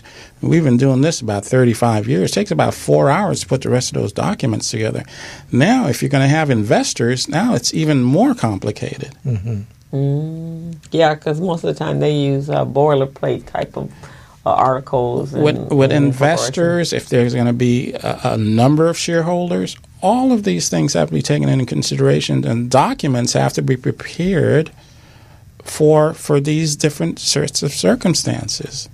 Your accountant can't do that because he doesn't know. Right. LegalZoom won't do that because they don't charge you enough, and they don't know anyway. Do you know LegalZoom's got people that they're paying $15 an hour to do this stuff for you? Yeah. Yeah, but again, like you said, when you bring someone in, and I've been part of. I mean, we've done it for RBD. Is bring in people to talk about it, and when they're asked the differences, really, when they say a C corp, you should be making over a couple $100,000 or $500,000 before you even think about having a C corp before it of any value to you. Yeah. So basically, they come down to unless you don't want to pass through, then do the LLC. That'll give you some sort of protection, and you won't be out there naked as a sole proprietor or a partnership. That's usually the way the conversation goes. Yeah, and that's the road to ruin. My. Expose yourself to me first, and then later I tell you how to protect yourself. Oh, right, exactly. and again, like you said, and usually the conversation is you don't really want an S corp or C corp because there's too much paperwork. Yeah. I mean, have you heard that? Yeah, that's usually the conversation that I've always heard usually what when it they've is. come in. And I mean, I've been at major conferences, and that's usually the conversation. You know how many corporations I know have never done a meeting minute? A lot of them never done one meeting minute because they don't like the paperwork. And the big thing about LLCs is their operating agreement. That's what's going to protect you. Yeah. And you have to know what to put in it and what to leave out of it. So with that being said, Rupert, what if I have an LLC right now? My LLC is with Crystal and I. So we probably just draft up an operating agreement. Probably doesn't make sense because we don't know any better. And we said, okay, you know what? Let's go to Rupert's organization, JE Holdings, and have him put together one. What would that cost us, and what type of agreement that operating agreement would be? It depends on what you're doing, what business you're in. First of all, if you're not doing anything that has any risk in it, you really don't need an LLC. Okay. If you're making a lot of money, you really need to be operating under the rubric of a C corp. Now, isn't professional services a risk-adverse business? Isn't that a lot of risk in that? Because you're giving advice as a professional consultant, and advice could be misconstrued or taken a different way by the client. So that's why we need to protect ourselves against that. Not a problem. Then you have your LLC as your entity that's dealing with the public, and then it's owned by a C corp. So now you have the best of both worlds as a protection and tax benefits. Okay. So maybe then what we need to do is to first start out with a C corp, and then you know how you can have DBAs underneath your C corp, then the LLC would be one of those, right? Well, if you're doing anything that's risky, you need to be operating under the rubric of an LLC. Okay, so you'd have to establish two different structures? Yes. Yeah, what your risk management would be under each one of those. Okay. We're in the last 30 minutes before this show is over. Let's talk about corporate credit. Okay. Yeah. Because most of our business owners don't know where to even start. I've set it up for nonprofits, churches and pretty large, medium to large sized churches, but on small businesses. And then after the recession, that changed because a lot of them were operating with lines of credit and so forth and so on. And that kind of changed everything. The recession kind of changed the looks and the feel from bankers and from everybody. So what would be the steps, and give us an overall view of what that looks like, and then how does one go about acquiring it? Okay. Most businesses fail because of undercapitalization. For sure. Okay. They don't have enough money. Right. Many small business owners tend to use whatever their personal resources are to fund their business. Which is when they fail, they destroy everything. Absolutely. your credit goes down the tube. Yeah. Okay. So banks are not a viable alternative for small businesses because that is not their focus. That's not where they make the most money. Banks will gladly lend to established businesses that have financials, and assets, income, and everything else. They'll gladly do that. Of course, because there's mitigated risk is small. And of course, they'll loan a lot of money so that's how they make their money. So they're not set up for small businesses. Okay. So corporate credit in the past, many people have thought that it wasn't available to them. They didn't think about it. No one advised them about it. Mm-hmm. But after the recent economic meltdown, mm-hmm. the space has changed. Mm-hmm. There are now many alternative lenders and financial institutions. Now, look, if you have money, the only way you're going to make money is if you loan it. Right, which, yeah. Okay? So there are literally thousands of those entities now that want your business. Mm-hmm. But you have to have your corporation's, your business credit in place because it has to meet their underwriting criteria. Mm-hmm. So that requires that you build the credit for your entity. Now, many people don't realize that you don't have to. The prevailing thinking and wisdom is that you have to be in business 2 years before anyone will loan you or extend credit to you. That is not true. Mm. We do corporate credit under the rubric of CDNP LLC. Okay, that's our corporate credit company. And we do two things there. One, we have a basic program for small businesses mm-hmm. that may have started yesterday. If you started a business 5 minutes ago, in 4.5 months, we can have your credit set up. Mm. And you'll have about $75,000 worth of credit. Okay.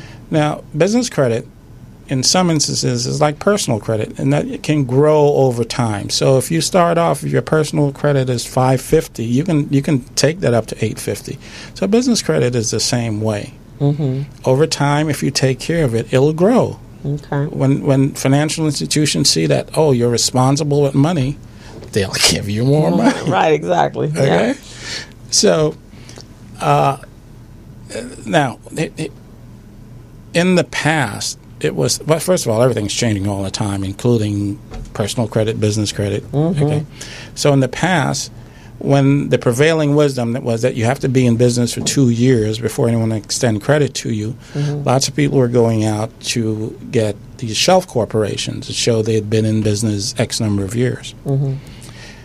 The business credit agencies are aware of that now. So when they do their due diligence, they look, they all these computers now everywhere talk to each other. Yeah. So it's very easy to find out anything about you. Mm-hmm. So they look, if you say I've been in business 10 years, well, they look to see, first of all, when your bank account was established. Oh, that was 2 weeks ago. And then your name only appeared as president 3 weeks ago, the Secretary of State's database. Okay. So it's unwise to go out and buy a shelf corporation if you think that's going to be of benefit to you when you're setting up your corporate credit. It is not. Okay. Now go ahead. Okay.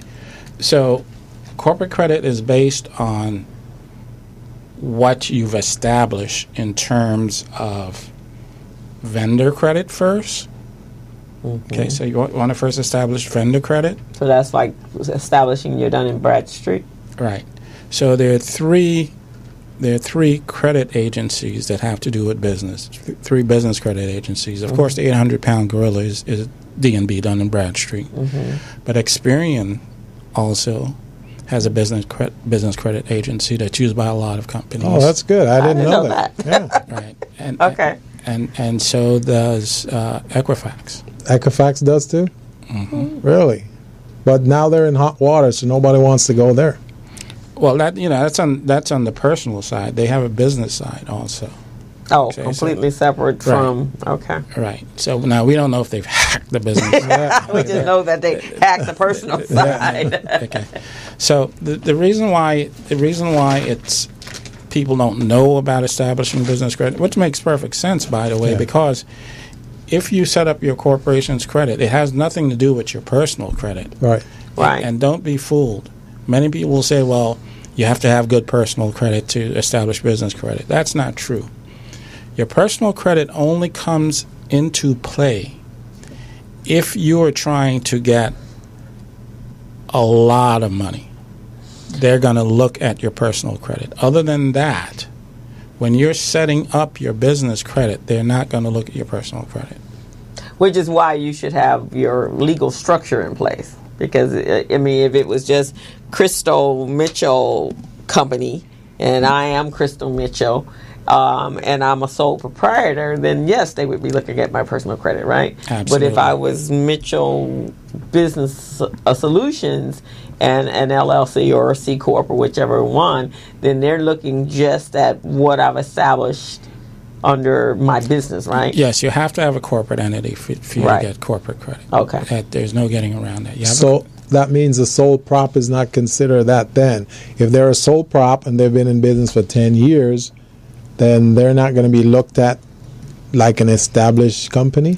So what you do, and that depends, by the way. If you've had vendors reporting in that period of time, D&B will give you a number. Whenever you do business with anyone and they report, D&B automatically gives you a number, by the way. You don't have to pay D&B to get a number. Right, which is why it's so amazing to me that people don't have their Dun & Bradstreet. I mean, there are parts of it that you do pay for. Yeah. The monitoring and so forth and the changing of your structure. Yeah. But just to set up the account and get the monitoring of, if you're a realtor, a retailer and you got a vendor that you're buying your sodas from, Coca-Cola or Pepsi, then they're coming every 2 weeks or so, right? So you're paying them because most of them will let you have it on credit anyway. See, the thing about it is, though, a lot of small businesses, Dun & Bradstreet, I think they do a disservice to themselves because they come at small business like wolves in sheep clothing, because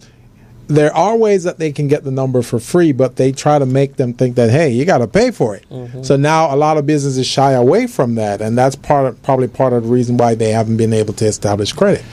Yeah, most of the times when you get a call from Dun & Bradstreet, they're trying to sell you something. Yeah. Right. By the way, D&B have several companies, and most of them are marketing companies. Exactly. Like First Research, that's one of their companies. You see what I'm saying? Okay. Yeah. Most of them are marketing companies, and they're just trying to sell you something. Yeah.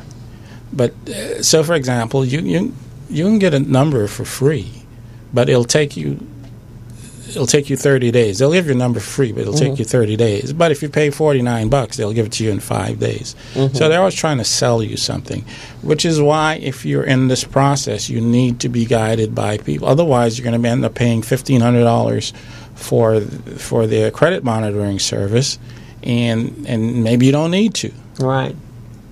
Okay? So there's a way to do this. The biggest part of starting the process of building credit is finding vendors who will give you credit even though you have no credit. Right. Okay? So 99% of all businesses won't do that.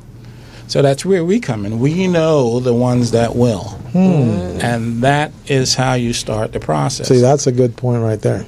Yeah, because early before the meltdown, the general consensus was Arrowhead, they did it. Staples would do it. Places that you wouldn't build up a huge account. You would just your monthly water bill or your monthly or your supplies, your office supplies. So that was usually the first place that we started. A lot of the churches that I set up their D&Bs, that was how I restructured them. Was setting their corporate account with with Staples or Office Depot or one of those entities. And then they reported to Dun & Bradstreet. And then they were reported to Dun & And then that's how it started building. And by the way, not all businesses report to Exactly. Some of them report to Experian, some of them report to Equifax. So, Okay. you have to know who's reporting to who. Right. Okay. And the only way to know is to tap into your service. Well, yeah, I mean, you have to be guided by this. So we have the basic service where we'll set up your corporate credit for you. They call it building corporate credit. We also have for people who have been in business, who are well established, they have financials and bank balances and everything else that you need. They may not qualify for traditional bank financing, But we know that there are thousands of other lenders out there that will finance them. Mm-hmm. Okay? So that's the second portion of what we do, which is financing. So we know the people and the institutions that will give you money, that will loan you money if you are already established, if you have receivables, if you have financials, if you have your bank balances are what they need to be. We know what the underwriting requirements are for these institutions, and so we're able to place you with them for financing. And so, we're talking about $250,000, $5 million, $10 million, $20 million. That's all available. So that would be not for. Is there entities out there for startups? Absolutely. Okay. Absolutely. Because banks just won't touch them at all. And my philosophy is, you just said it. If I'm starting a business and it's got, all the potential in the world, but if I don't have a significant amount of capital, I can't really get it moving. If California or the economy needs manufacturing companies, well, you got to have a lot of money to start a manufacturing company. Yeah. And you can't go to a bank, but that would change the economy, right? Because you can hire more people. But anytime you're going to hire people, you got to have some capital from somewhere. Right. Absolutely. People come to me all the time and they want to start a clothing line. They're just, oh, really? Do you know how much money it costs to start a clothing line? Right. Okay. So some of these businesses are very capital intensive. You want to start a restaurant, that's capital intensive. So you need to have money, and it's better for you if you don't use your own money. And that's why with our basic program, you could be incorporated this morning, and in 4.5 months, you're going to have about $75,000 in the credit line, and you're building that up over time. So 3, 4, 5 years from now, it might be worth $500,000. 10 years from now, it's $1.5 million. So if someone, a small business, is listening out there right now and they want to tap into your service to find out about building corporate credit, what do they need to do? Where do they need to go? Is there a phone number? Very simple. They start off at our website, and our web address is very, very simple. It's THE, the word the, then CDNP.com. The CDNP.com. That's the name of the website. The THE CDNP.com. Let me write that. That's a site you want to go to if you want to find out about corporate credit. And Mr. Francisco and I, we've been talking about teaming up, and also you'll be able to access that the CDNP.com website at my link, also at smallbusinesspro.net. So that's going to be a great partnership where we can share this wealth of information to a lot of small businesses in multi-dimensional areas. Yeah, because that's a big issue. I mean, even Felicia is always asking that question. She's been in business for a number of years, and we have a lot of businesses that have been in business 2 to 3 years, and when they go out and they try to get funding, and then the banks are going to tell you, why aren't you using your own money? Bootstrap it first and then come to us. But there's just so much bootstrapping you can do. Use your own credit cards. I mean, when you research where to find money as a startup, that's the first thing they tell you. Use your pension funds if you have them, which is stupid. And use your 401k. Go cash in your 401k. Take equity out of your home. And as we can see after the meltdown, that was a bad idea. You know what's amazing also? They're telling us to do that, but they're not doing it themselves. Right, exactly. Because they're using our money in order to fund their ventures. And so then when you go to send them, and then the banks, and I mean, we deal with Vermont Slauson and a number of Business Resource Group, all of them. But the first thing they ask you, and I've been to capital raising seminars or access to capital, and when the people leave out, they're like, I don't know anything more than when I came in here. That was a waste of time. It's the same information. The last one we had, told me, and they come out and they look so depressed. Yeah. And well, your credit your business credit is based upon your personal credit. Yeah. When you ask them how to establish business credit, they're like, say we need to change that. That's what we need to do. And I see that all the time. So business credit is not based on personal credit. The only time personal credit is an issue is if you're trying to get a lot of money. And that will not become an issue if you're just starting out. So if this is your first opportunity to set up your corporate credit, your personal credit is not an issue. And if anybody tells you that, they're lying to you or they just don't know any better. Okay. Now, when an entrepreneur or small business is trying to get set up on the cdnp.com website in order to build their corporate credit, what are some of the things they need to have in order to get ready? Is there a checklist of items they need to have? Absolutely. All the information you need about what we do and how we do it is at that website. Okay. So there's a checklist there that entrepreneurs and small businesses can go to. And once you obtain that checklist, then you start gathering those items. And when you log in, then you can go through the process. How long is the process? It's about 4.5 months. So here are a few things that you need. You're going to have a business address. It can't be your house. And a virtual office will do. You're going to have a phone number that listed in 411. And it's got to be a business phone. It can't be your cell phone because they're going to check. Okay.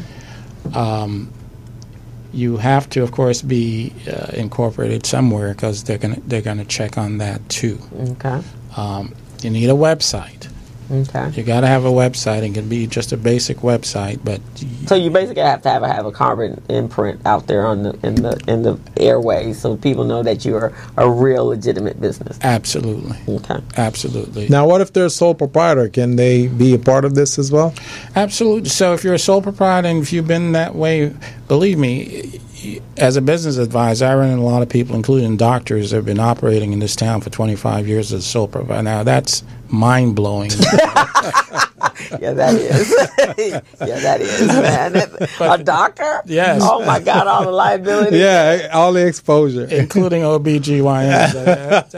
Oh, no. Yes, it's out there. I always tell my client when I have a class, I always tell them, if you're dealing with children, seniors, dogs, And women. women, Or money. food, make sure you have the right structure because they will destroy you. Yeah. Yeah.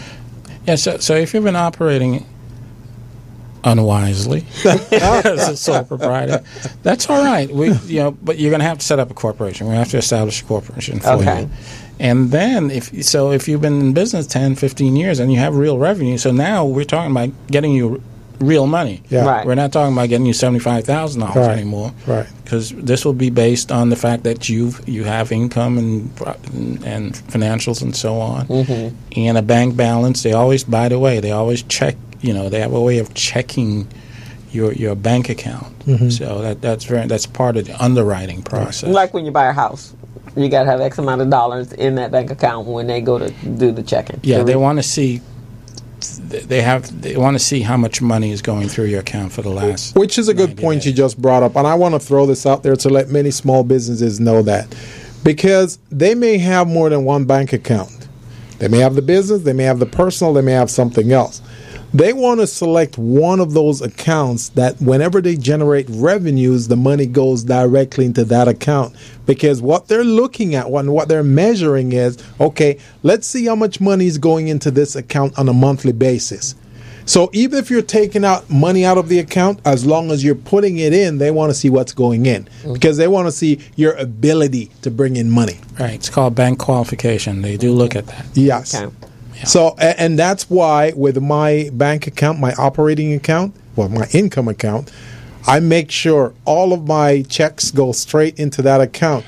whether it's going to be taken out in 5 minutes or not. It goes into that account. Well, yeah. When I set up a person's accounting, their books, we have a general account that all your money's cycled through. You can transfer it out to your savings account if you choose to. Yeah. But you need to make sure the bank is processing your business income. Yeah. So that we have that account. You have your savings account, and if you do payroll, I always suggest that they have a payroll account, so that is an in and out. That would be your operating account. So that's clean. Yes. And no commingling of the funds. Yes, exactly. And so it just makes sense to. So if you set up your corporation's credit and your business fails, well, that's okay. It doesn't affect you personally. It's not going to do any damage to your personal accounts, to your credit. Mm-hmm. Just the business just failed, as opposed to you financing it yourself and it fails. Right, which is what happened during the meltdown. I mean, a lot of realtors, they had, I don't know what they were doing. It was all based upon their personal, because I had several friends that their FICO scores dropped. And why were we using your FICO scores in the first place? Why weren't you using? They probably were commingling funds. Yeah, because that doesn't make sense, right? I mean, it should not have affected. If everything had been out of their name and they'd been doing business and they had their business credit, that may have been affected, but their personal credit, until we got to them losing their homes, shouldn't have been affected, right? Right. But by the way, when it comes to business credit, lots of banks, for example, if your corporation's credit's set up and you go to buy a car,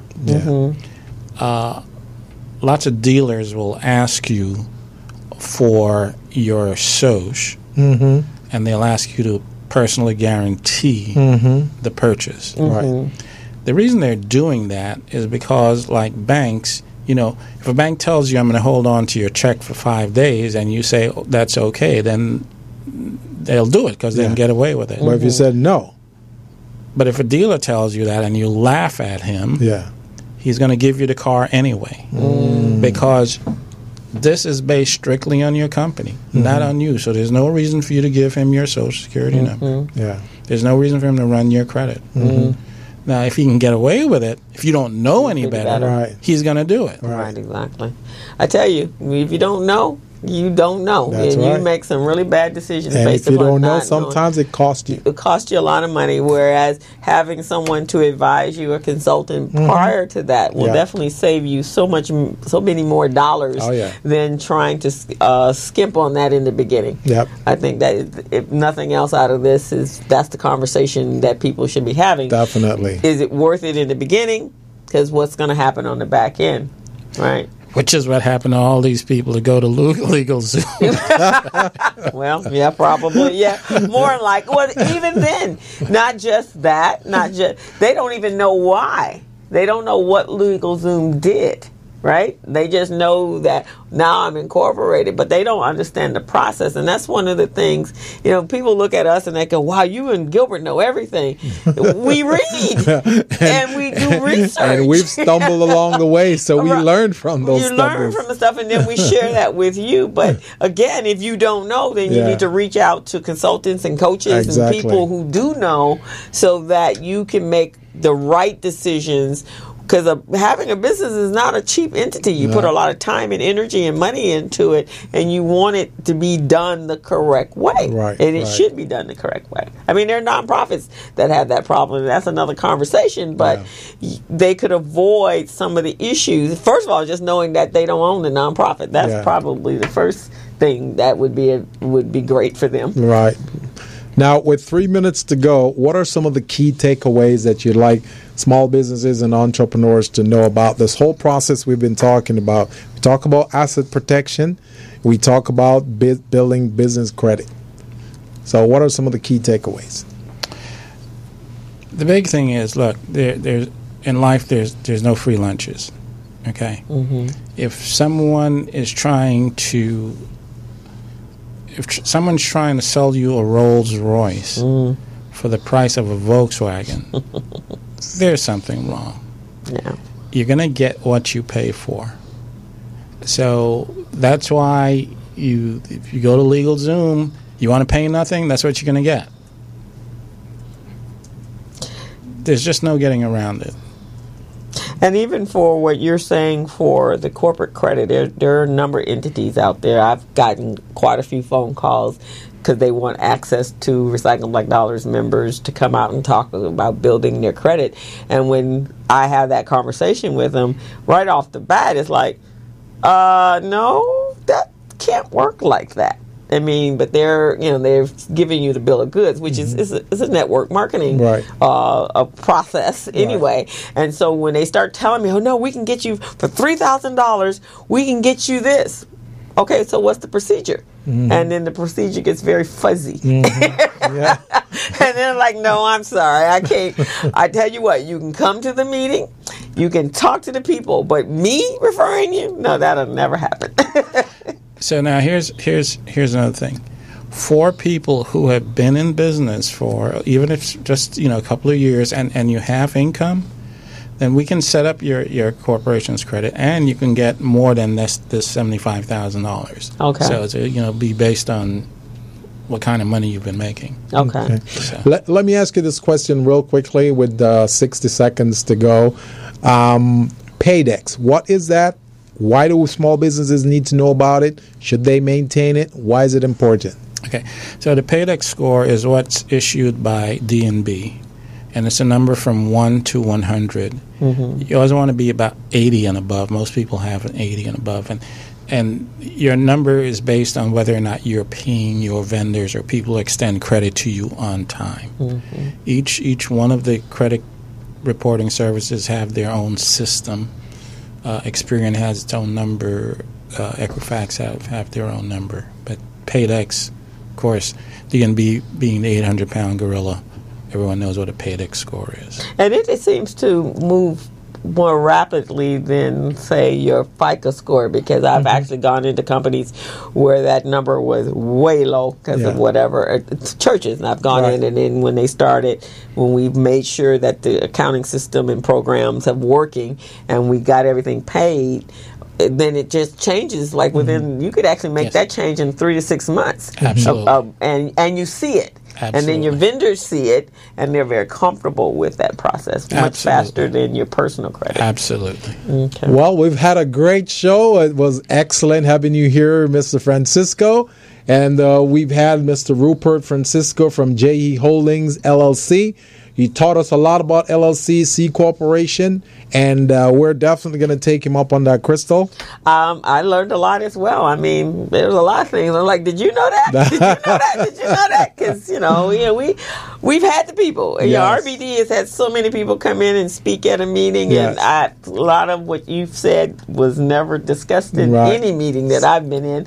And so definitely informative. Thank you very much for being a guest on our show. It's my pleasure. And I'll make sure when we do the video clip, we want to give you a video, but we'll make sure that we're highlighting the, what is it, CDNP. The CDNP.com. Okay, I'll make sure that's in the description with the video, and we'll pump it out there and see what we can get some people some help, because finding funding for small businesses is crucial. And listen, as a philosophy, here's with all my businesses, here's my philosophy. I don't try to sell people anything. What I want to do is I want to give you information. And if you find that it's beneficial for you, you'll take advantage of it. If not all things are for all people. Right, exactly. So I never try to sell. I think it's kind of an insult to try to sell people things. I don't try to sell anybody. Exactly. Yeah. I'll give you information, and then you use it or not use it. You make an intelligent decision if that's something you want to do. At some point, they'll be back to you anyway. Thank you all for being our audience, our studio audience, and our public audience today on the Business Zone with Crystal and Gilbert Buchanan, the small business paramedic. We'll see you next week from 3 to 5 on the Business Zone, MorrisMediaLive.com. We're out. And see you next week. Larry is a general contractor. Larry is very good at his craft, but Larry has a very tough time managing his paperwork because he is busy taking care of his clients' needs. Larry just cannot find his important business documents when needed. Larry is also being passed over for bid opportunities from prime contractors because he is perceived as not ready. He doesn't know where his business license, certifications, insurance, and other key corporate documents are located most of the time. Lucy owns an auto body and collision repair shop and has been using a business management and procurement assistance program called